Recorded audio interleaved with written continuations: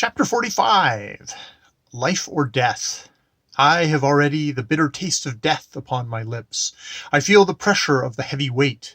But if a word could save me, and that word were not the truth, nay, if it did but swerve a hair's breadth from the truth, I would not say it. Longfellow, Christius, Part 3. The days passed on, during which I patiently awaited the hour of my rescue. The day of my execution was not made known to me. Prisoners of state never know the hour of their doom.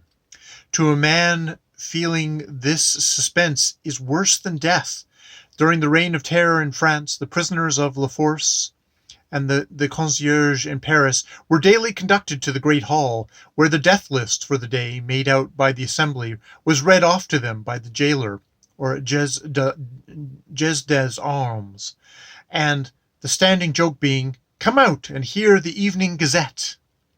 The doors of the cells were chalk-marked for the next morning.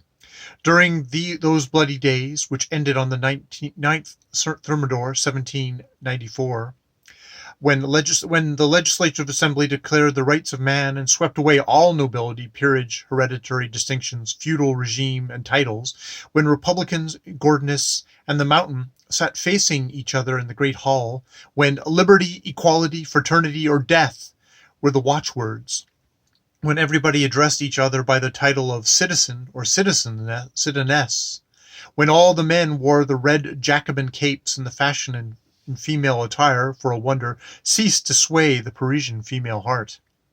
In those days, when the black shadow of the guillotine enveloped all Paris, when the terrible five sat in their judgment seats, judges, jurors, prosecutors, wearing their bloody-hued caps, when those mighty autocrats of the Commune, Robespierre, Danton, and Marat, wielded their scepters of life or death, and the streets of Paris at midnight resounded with the crash of musketry, the roll of drums, the thunder of cannon, and the howls of the mob, death to the aristocrats, when tumbrils cushioned with straw were the equipages of a monarch and his queen, nobles, court gallants, royal dames, scholars, scientists, poets, delicate ladies, fops, painted Jezebels, poor seamstresses, beggars, thieves, and cutthroats, all alike, all on one common level on the ride to death, those death carts at break of day slowly rumbling between the ranks of bayonets, and amid the howls and oaths of mobs, up to Saint Antonin,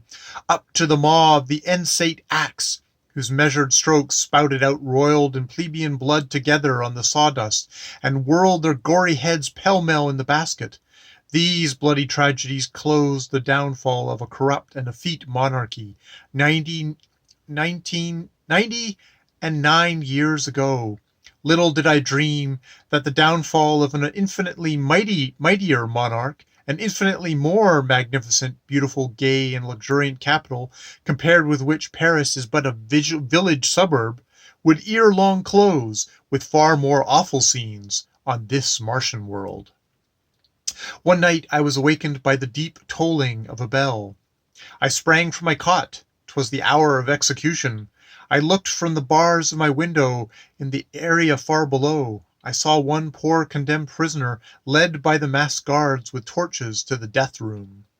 Day after day I patiently awaited the downfall of this Pluto Martian Bastille and my exit from the ruins. I ardently hoped the weather might prove propitious, and that Jupiter Pluvius would overspread the skies of the night with his dark cloud mantle, and pour down his most copious showers, embellished with liberal displays of thunder and lightning, to celebrate the event. The weather was quite warm. I oft scanned the skies in search of any passing cloud that might hold the bow of promise for me. I oft consulted my jailer as to barometric affairs, high, low, and average, but old Hardigoth reposed more faith in the indications furnished by his joints than by any weather glass or weather bureau probability predictions. "My rheumatics are all right, and of course we're having a dry spell.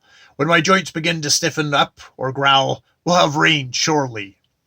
I mentally hoped that rheumatic weather indications might manifest themselves without serious inconvenience to the joints of my jailer.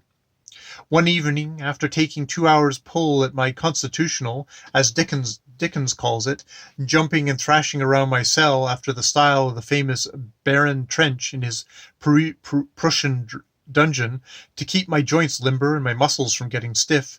I threw myself on my cot and began to read Reflections in a Dungeon. And suddenly a voice broke the silence. "You appear highly interested in your book." I glanced around, and behind the bars of the adjoining cell sat His Royal Highness, peering at me through his monocle, with his usual arrogant stare and sneering smile.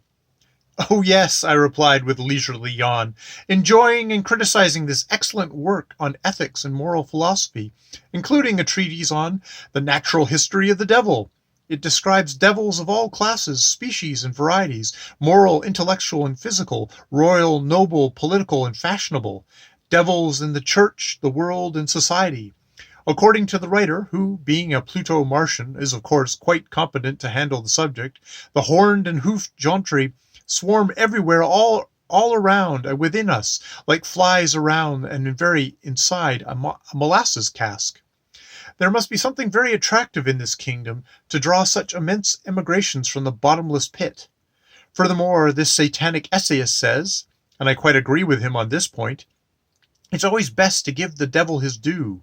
That, after all, he is very much a maligned personage, never quite so bad as he is painted. Also, that not a few very fair-seeming and eminently respectable individuals and ornaments of society can quite take the shine out of him in his own tricks, circumvent him in his own game, and beat him in a bargain any day, which means, of course, whipping the devil around the stump. But in this chapter, on the conduct of princes, he makes the most outrageous charge I have ever heard. He accuses them of utter want of truth, sincerity, honor, and virtue. He says that they are frivolous, mean, immoral, dissolute, cruel, tyrannical, etc. Really, what sort of prince has he come in contact or associated with? All the princes in the world I come from are without an exception perfect models of truth, honor, virtue, particularly the latter, and particularly the chivalry besides. Really, this writer is a most awful slanderer. Why don't you burn his books, cut off his right hand, and banish him to misery land for life? I'm not here to discuss morality and virtue, said he with a sneer. Of course not. I hadn't the slightest idea you were, and such subjects are too trivial and commonplace to engage the attentions of a Pluto-Martian prince whose boon companions are pimps, gamblers, and swell loafers. Another of your insults, and I'll order the turnkeys to beat you with their bludgeons, replied he, his face distorted with rage. Go ahead. You and your turnkeys are a well-matched trio. You look like old hands at the business. He looked mad enough to bite my head off, but finally controlled himself. It was evident he was bent on getting something out of me that bludgeons would have interfered with. I have condescended to confer with you on business of the greatest importance to yourself. Really, your condescension does me immense honor. But why don't you come inside? You'll certainly get your death of cold out at the window. I heard you took your ills from your faint turn on the grass the other day. You should take better care of your precious health. I sincerely hope this proposed conference will not quite exhaust your intellectual abilities. This writer says that all intellectual exertions are highly injurious to princes, lordly aristocrats, and swell fashionables. And whenever they are compelled to go through so exhausting an ordeal, they should take frequent hypodermic injections of cerebrine, extracted from the brains of peacocks and turkey gobblers, to prevent brain fag. What they have to fight with anyone, they should take injections of cardine, extracted from the hearts of mice, to keep their courage up. Whenever they get agitated, indisposed, or out of sorts in any way, they should be carefully swathed in cotton banding, put to bed, medical specialists summoned, nurses, consulting doctors, all ready for any serious complications that might or may arise. Prayers should be said in all the churches, half-hour bulletins should be issued, all about their heroic battle for life, etc., to soothe the flusterfurious anxiety and alarms that agitates royaldom and flunkeydom, until the darlings are medically pronounced out of danger and able to take an airing.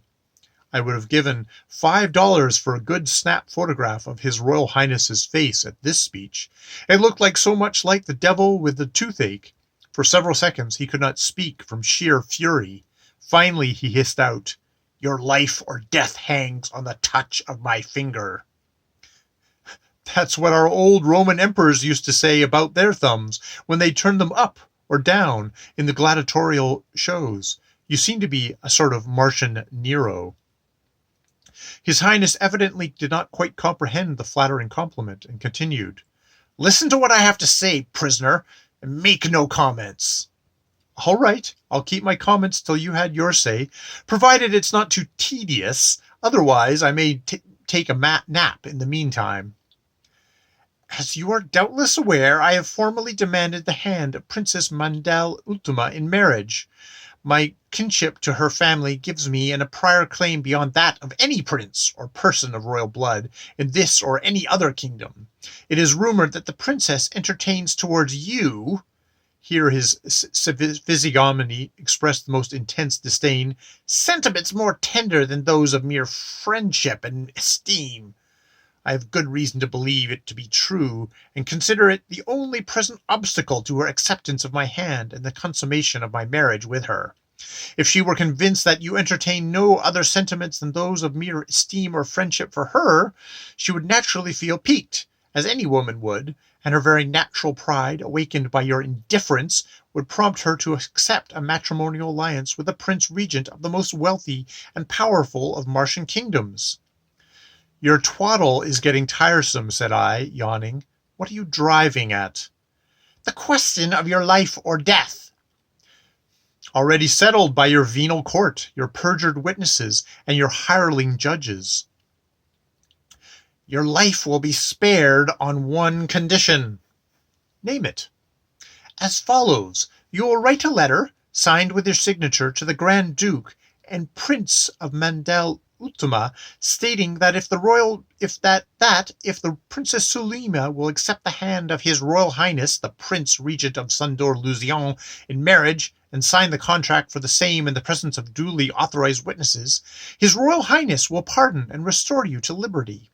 Furthermore, if you will marry a lady of high rank and great beauty from in this kingdom, who entertains a devoted attachment for you, which is fully reciprocated by yourself. You will also state that you have heard with deep regret the rumors afloat respecting the Prince Sulima's feelings towards yourself, and that, for your own part, you never did and never could entertain towards her or any other sentiments other than respect and esteem.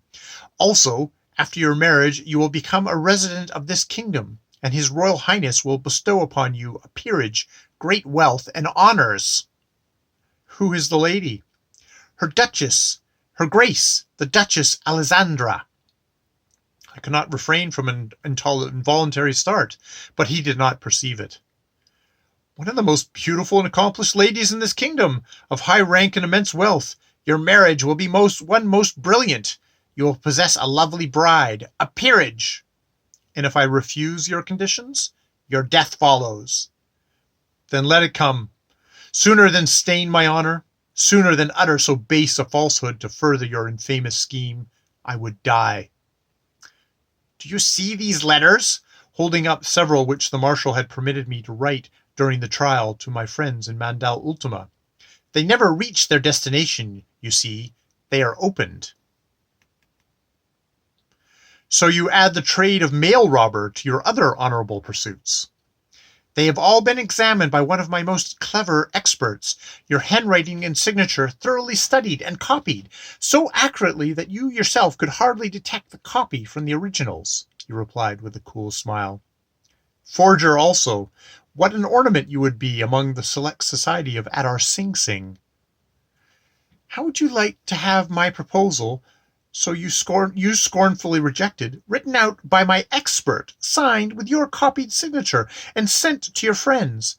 How do you fancy the Prince Sulima would—" I sprang up from the cot, almost overwhelmed with horror. "Wretch! Coward! Murderer!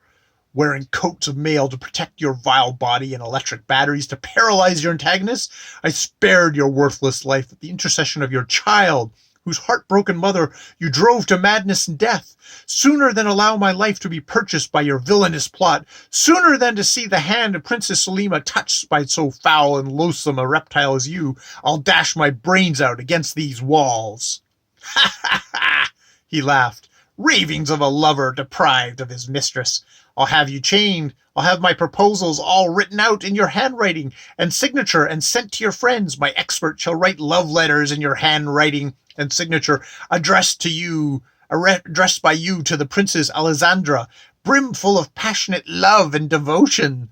I'll have in my possession letters from the Duchess. My expert shall master her handwriting and write love letters exactly in her style, most ardent, gushing, filled with undying love and devotion.